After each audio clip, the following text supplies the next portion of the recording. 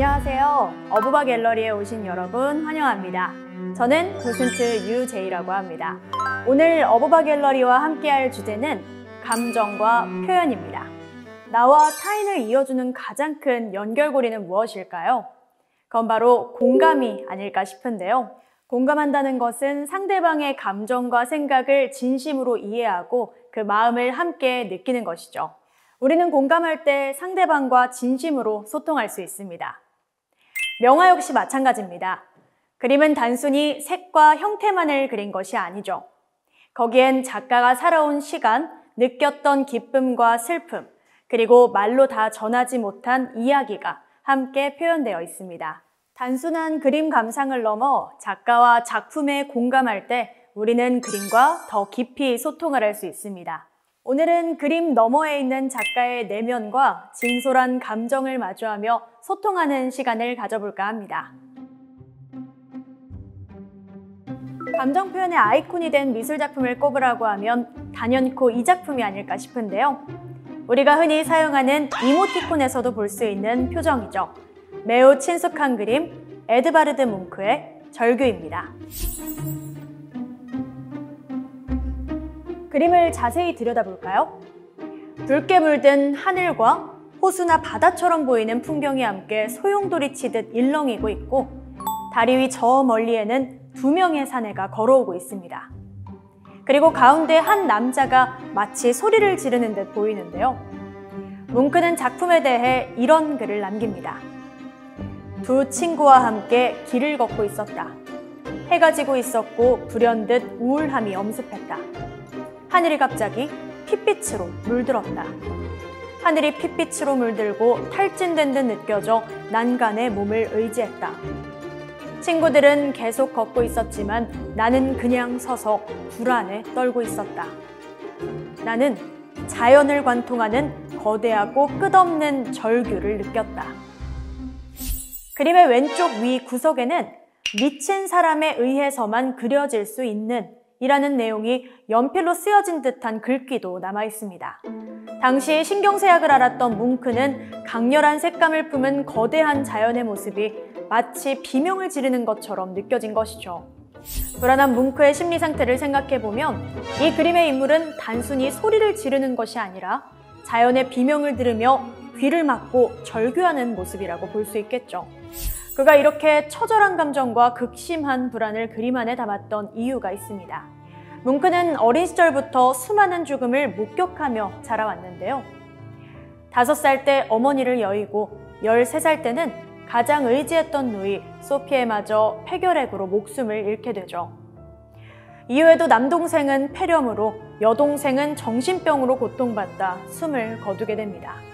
뭉크 역시도 결핵을 앓았고 평생을 신경쇠약에 시달렸습니다.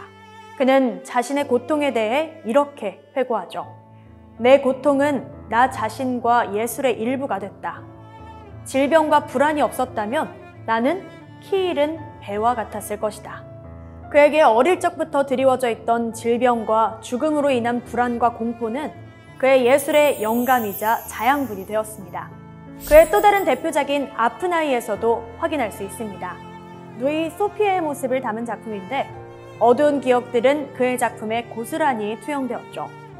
아픈 아이는 무려 40년 넘도록 같은 장면을 다양하게 표현하는 연작으로 만드는데요.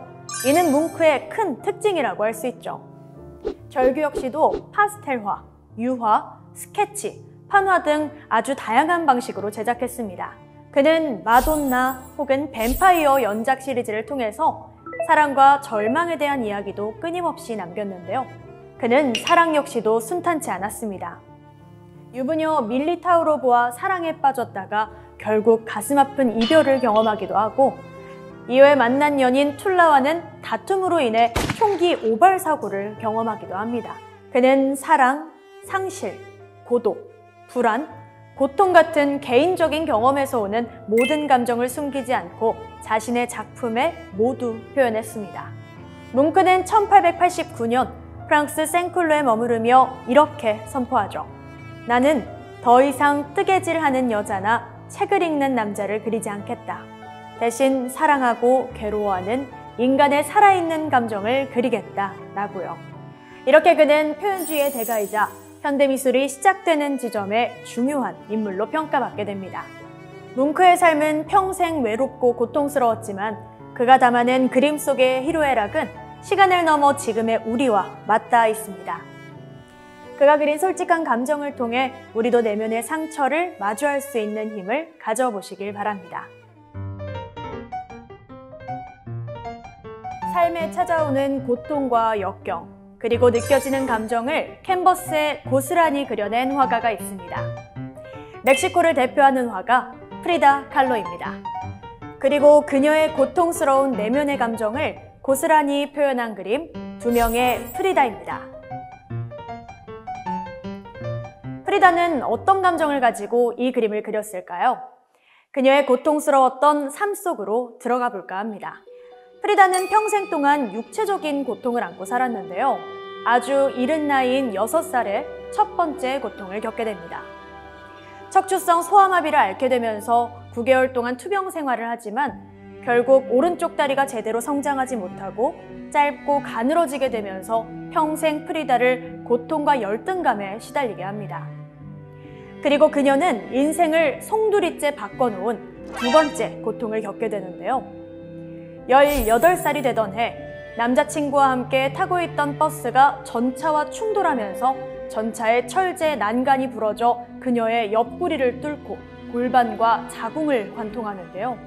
이 사고로 골반뼈, 요추의 3곳, 쇄골과 갈비뼈가 부서졌고 왼쪽 다리에는 골절이 11군데, 오른발은 탈구된 채 으깨졌습니다. 프리다는 이때 당한 교통사고와 후유증으로 평생에 걸쳐 33차례 외과 수술을 받게 되는데요. 그때부터 프리다는 병상에서 고통을 잊기 위해 그림을 그리기 시작합니다. 그녀는 그림을 그리면서 이렇게 말합니다. 난 아프지 않아요. 그저 고장난 것뿐이에요. 하지만 그림을 그릴 수 있다면 저는 살아있는 게 행복해요. 그렇게 계속 그림을 그리며 행복을 이어갔으면 좋았겠지만 애석하게도 그녀의 고통은 또 계속됩니다. 프리다는 그녀의 고통에 관해 이렇게 회고하는데요. 나는 살면서 2차례 큰 사고를 겪었어. 하나는 전차와 충돌한 거고 다른 하나는 디에고를 만난 거였지. 최악은 디에고였어. 육체적 고통을 안겨준 사고에 이어 남편 디에고는 그녀에게 평생 정신적인 고통을 안겨줍니다. 디에고 리베라는 멕시코에서 벽화로 가장 유명한 화가였는데요. 프리다는 디에고와 사랑에 빠져 21살이라는 나이차와 주변의 반대에도 불구하고 결혼을 합니다. 그러나 여성 편력이 너무나도 심했던 디에고는 프리다의 여동생 크리스티나와 불륜까지 저지르며 결국 파국에 이르게 되죠. 프리다는 여동생과 남편을 향한 배신감과 고통스러운 심정을 단지 몇 번 찔렀을 뿐이라는 작품을 통해 나타냈습니다. 그 사이 어머니의 죽음과 한 번의 유산까지 경험했던 프리다는 몸과 마음에 씻을 수 없는 상처를 입게 됩니다. 그는 결국 디에고와 이혼을 하게 되는데요. 두 명의 프리다라는 작품은 프리다가 디에고와 이혼한 직후인 1939년에 그려진 작품입니다. 그림의 배경은 어두운 하늘이고 의자에는 제목과 같이 다른 의상을 입은 두 명의 프리다가 앉아 있습니다. 오른쪽의 프리다는 멕시코의 전통 의상인 테우아나 드레스를 입고 있는데요. 멕시코의 문화적 정체성을 중요하게 여겼던 프리다의 그림에서 자주 찾아볼 수 있는 소재입니다. 그리고 손에는 디에고의 사진이 담긴 작은 메달이 있습니다. 그리고 왼쪽의 프리다는 유럽식의 드레스를 입고 있죠. 서로를 위로하듯 손을 맞잡은 두 명의 프리다는 심장으로 연결된 혈관을 가위로 끊어냅니다. 사랑하는 디에고와의 이별은 마치 혈관을 끊어내는 듯한 고통이었겠죠.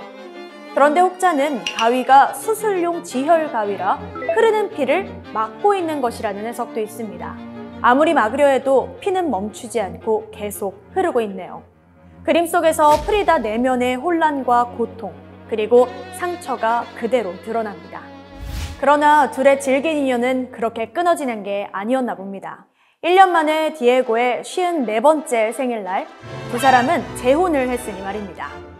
이후에도 프리다는 극심한 척추 통증으로 큰 수술을 받게 되는데 건강 상태는 점점 악화되기 시작합니다. 결국 궤저병이 생겨 발가락이 썩기 시작했고 척추 수술을 7차례나 이어서 받게 되죠.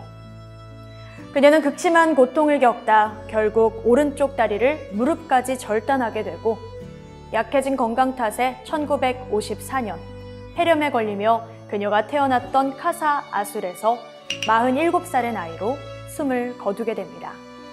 한평생 견딜 수 없는 고통을 겪으며 살아온 프리다 칼로.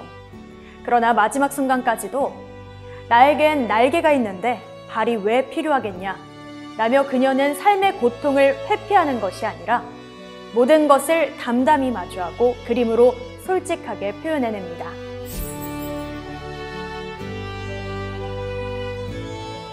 혹시 괴롭고 힘든 일들에 고개를 돌리고 회피하고 계신 분이 계실까요? 그렇다면 프리다 칼로의 그림을 보면서 우리도 시련과 고난을 마주하고 그 문턱을 당당하게 넘어갈 수 있는 삶의 용기를 얻어보시길 바랍니다. 에드바르드 뭉크와 프리다 칼로를 통해 작가들이 어떤 감정으로 어떻게 그림으로 표현했는지 살펴봤습니다. 다음 편에서는 또 다른 작가가 들려줄 새로운 작품과 표현을 만나보도록 하겠습니다. 다음 편에서 또 만나요.